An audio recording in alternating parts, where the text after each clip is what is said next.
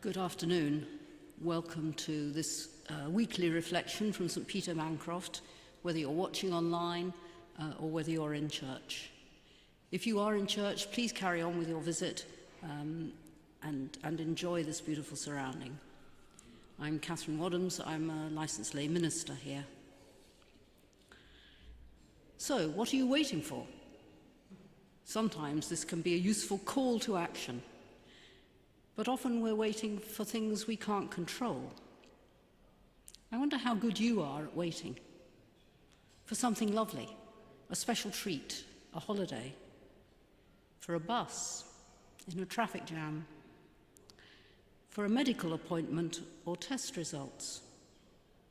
How good are you at living with the uncertainty of not knowing what's going to happen and when? This time between Ascension and Pentecost, or Whitsun as we used to call it, reflects just such a time of waiting in the church year and for the disciples. When Jesus called them together, they asked eagerly whether now was the time that the kingdom of Israel would be restored. But their question was rebuffed. In the Message version, "You don't get to know the time. Timing is the Father's business." Not an obviously pastoral response to 11 eager and anxious friends and followers. Of course, this isn't the only waiting time in the Christian year. In Advent, we wait for the birth of Jesus. In Lent, we wait and prepare for Jesus' passion and his death. There's the nothingness of Holy Saturday between Good Friday and Easter Sunday. But this 10 days feels a bit different. However joyous Jesus' ascension to heaven was, for the disciples, it was another bereavement. They lost Jesus again. Another spanner in the works of how they had assumed things should be panning out. They were promised the power of the Holy Spirit, but what did they make of that? Did they all think the same?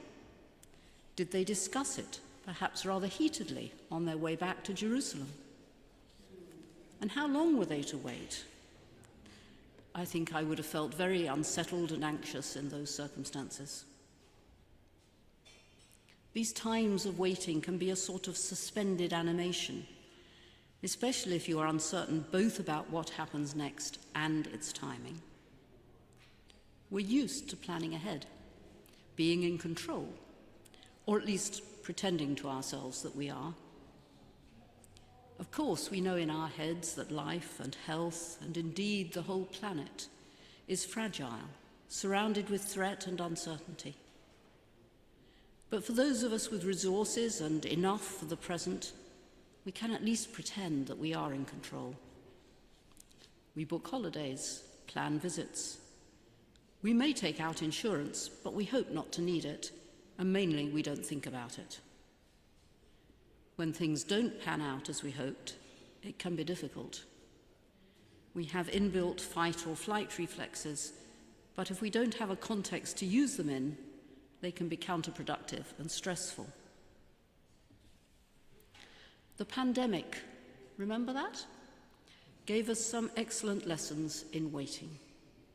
Initially associated with anxiety, fear, uncertainty, and throughout wondering how and when it would end. We were really lucky that the initial stages of lockdown coincided with beautiful spring weather, and the enforced change in possibilities and opportunities made some of us realize the value of a different pace of life and the beauty of nature. But it also caused a rise in domestic violence, a big increase in mental health problems, with real difficulties, especially for some children and young people. Its effects are still clear in the affected age groups. Apparently, even the lockdown puppies behave less well because they didn't have a chance to socialize when their new owners were all socially distancing. This week is Mental Health Awareness Week, with plenty of emphasis on recognizing stress and how to relieve it, with medical help, with friends, and on our own. Might it be possible to turn such uncertainty and anxiety into a different sort of waiting? What's sometimes called waiting on God. The disciples used their waiting time to ask for God's guidance in finding someone to take Judas's place, making such practical arrangements for whatever would follow, while being together as they waited for they knew not what or when. Trying to let go into acknowledging that it is God's timetable and it is okay for us not to know.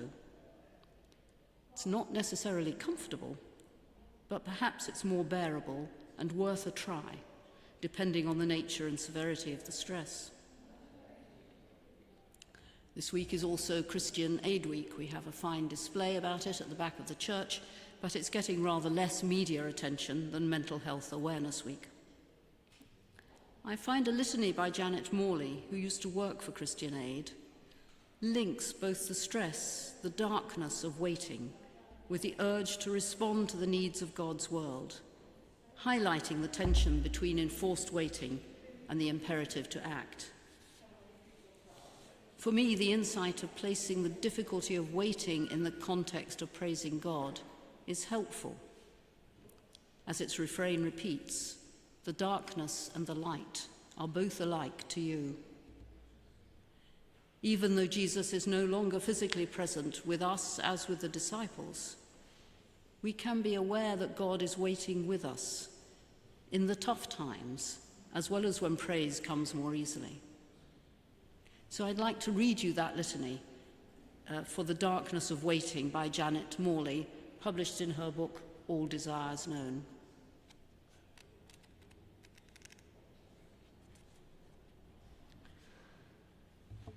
For the darkness of waiting, of not knowing what is to come, of staying ready and quiet and attentive, we praise you, O God.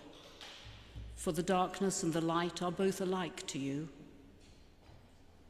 For the darkness of staying silent, for the terror of having nothing to say, and for the greater terror of needing to say nothing, we praise you, O God. For the darkness and the light are both alike to you. For the darkness of loving, in which it is safe to surrender, to let go of our self-protection, and to stop holding back our desire, we praise you, O God. For the darkness and the light are both alike to you. For the darkness of choosing when you give us the moment to speak and act and change, and we cannot know what we have set in motion, but we still have to take the risk. We praise you, O God. For the darkness and the light are both alike to you. For the darkness of hoping in a world which longs for you, for the wrestling and laboring of all creation, for wholeness and justice and freedom, we praise you, O God. For the darkness and the light are both alike to you.